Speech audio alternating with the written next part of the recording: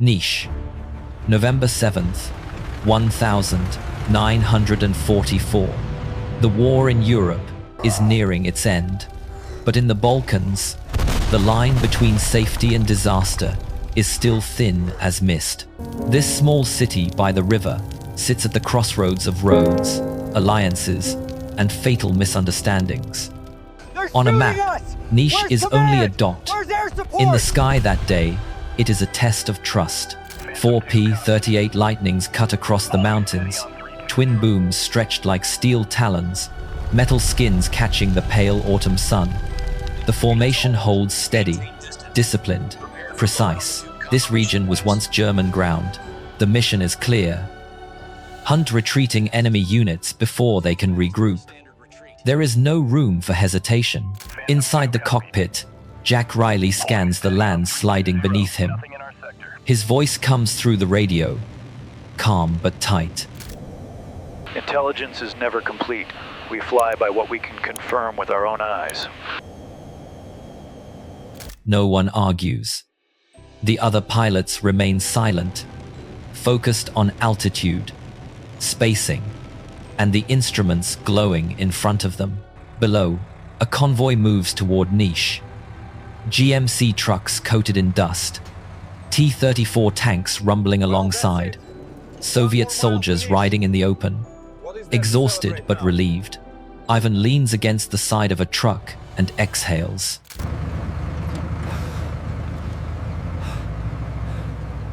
We're almost there. Too quiet today. No Germans. Then Jack's radar flickers. A large contact, elongated, moving along the main road. He dips the nose, banks slightly, and peers through the gun sight. Red leader to base, I have the convoy in sight. Starting attack run now, did you copy? Through the scope, details sharpen. American-style trucks. But the spacing is wrong. No air defense formation. No familiar movement drilled into Allied units. Small inconsistencies begin to press on Jack's mind. Old reports surface German units using captured vehicles, disguising themselves in plain sight. Something's wrong. American trucks, but they're not moving like our men. On the road below, the convoy continues forward. Ivan glances up, squinting at the distant shapes overhead. Yelena follows his gaze. Ours? She asks. No one answers. Allied aircraft have passed over them before. There was never a reason to worry. In the cockpit, Jack tightens his grip on the controls. He knows this moment will not come again. Let them pass, and he risks allowing a disguised enemy force into the city. Strike, and he risks the unthinkable. If they reach Niche, we won't get a second chance. No clear identification. His hand moves to the weapons panel. Switches click. Indicator lights glow. Phantom, prepare to dive. Jack orders. We engage now. No one objects. In war, hesitation is often deadlier than being wrong. The 4P-38 seconds break formation and arc downward, predators folding their wings. Wind screams along the fuselage as the ground rushes up. Jack's voice cuts through the radio, firm and final. Phantom, low level, open fire. The cannons roar. Muzzles flash beneath the wings. Tracers streak toward the road below. In that instant, there are no maps, no politics, no alliances. Only people separated by altitude, bound together by a decision made in seconds. Above, the order has been given. Below, lives are about to be shattered. And Niche, quiet, unassuming, enters a chapter of history written not by intent, but by a single, irreversible mistake. What the hell is that? Low-wing fighters! Not German! We're taking fire! Smoke boils upward, black and thick, swallowing the sky. Jack hauls back on the stick, fighting to stabilize. Then, through the haze, he sees it clear, undeniable. A red star, bold and unmistakable, painted on the wing of a Yak-3 that flashes past his canopy. In a single heartbeat, every assumption collapses. Not German, not disguise. Soviet, Allied. Oh, no! Red stars! My God, I hit our own! My God, we hit our own! All Phantoms, cease fire! Cease fire now! They're Soviet! Allies! Cease fire! In his Yak-3, Ivan watches the P-38 claw skyward. He understands immediately. Too late. There are no explanations, he says over the radio, his voice low, restrained, heavy, only fire and betrayal. He eases off the trigger, the Yak-3 circles wide, maintaining distance, eyes fixed on the American fighter, retreating upward like a man waking inside a nightmare of his own making. On the ground, Major Vasily Orlov stumbles through smoke and debris, shouting until his voice breaks. Spread out. Get off the road. Men scatter between ditches and burning wrecks. Orders no longer matter, only survival does.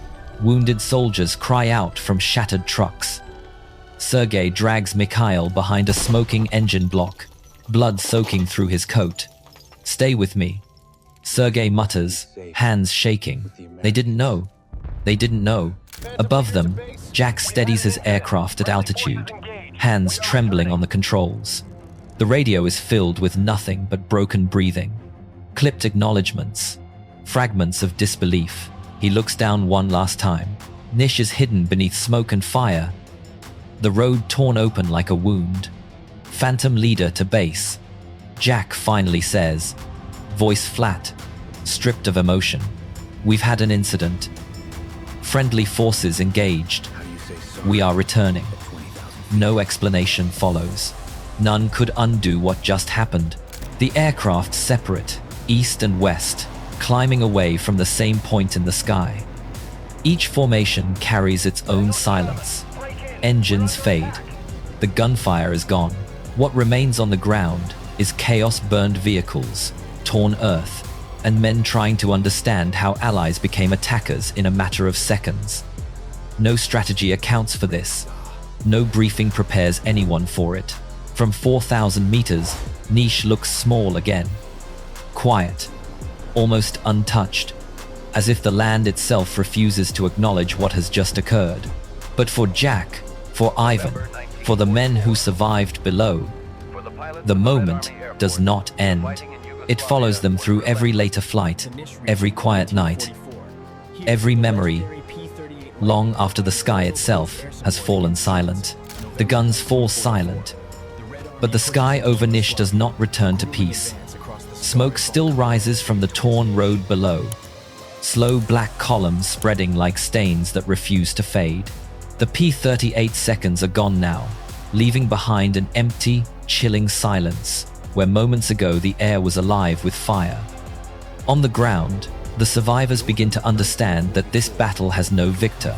Hold your positions. Check for wounded. Vasily's voice cuts through the crackle of burning metal, hoarse and exhausted. He moves between shattered vehicles, past trucks that carried his men only minutes earlier, now reduced to twisted frames. If you can hear me, answer. A few voices reply, too few. Ivan drops to his knees beside a wounded soldier, his hands trembling as he grips the man's shoulder. It's over. The planes are gone.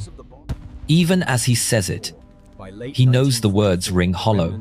High above, Jack keeps his aircraft steady, flying straight and silent for a long stretch of sky. The radar still sweeps. The instruments still glow. None of it matters now. At last, he speaks. Phantom leader to base. Confirm. We've exited the area.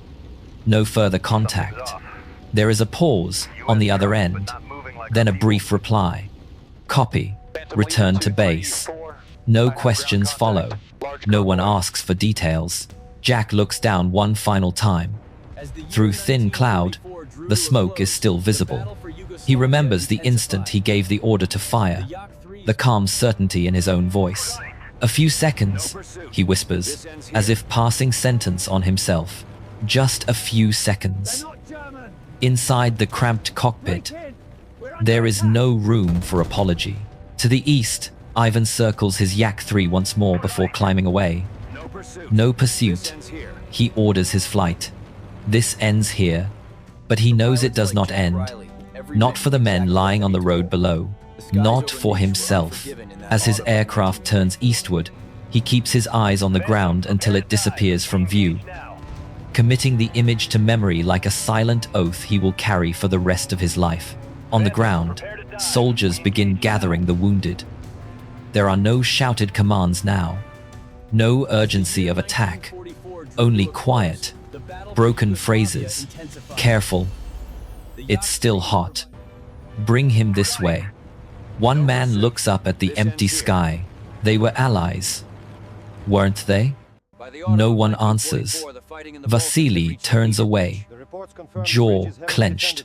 Some questions should never have to be asked. Word of the incident spreads quickly, but not like news of victory. There are no celebrations, no heroic reports, only secure phone calls, clipped messages, carefully chosen language. Incident, misidentification, unintentional engagement. The words appear on paper, neat and sterile, utterly disconnected from the fire and blood left behind on that road. Jack lands in silence. When the engines shut down, the ticking of cooling metal sounds unnaturally loud.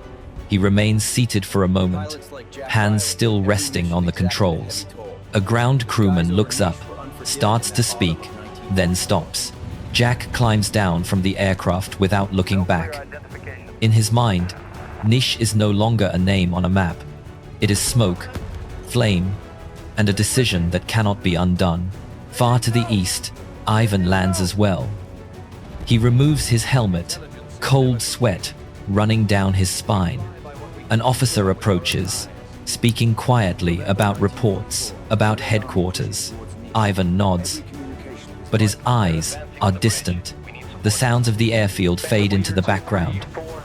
All he can see is the moment bullets struck his own convoy from the sky. As evening falls, Nish grows quiet again. The road is cleared as best it can be. The smoke thins, but some things do not fade, not in the sky there. The air is empty once more, but in the memories of those who were there. That day does not change the course of the war. It does not alter history's direction, but for the men involved, it becomes a deep, permanent scar, a reminder that even among allies, a single mistake can turn the sky into an enemy. And in Nish, on November 7th, 1944, the war does not kill only with bombs and bullets, it kills with confusion. And sometimes, that weighs even heavier than the sound of explosions. The skies over Yugoslavia became increasingly crowded. We're almost there. Too quiet today. No Germans.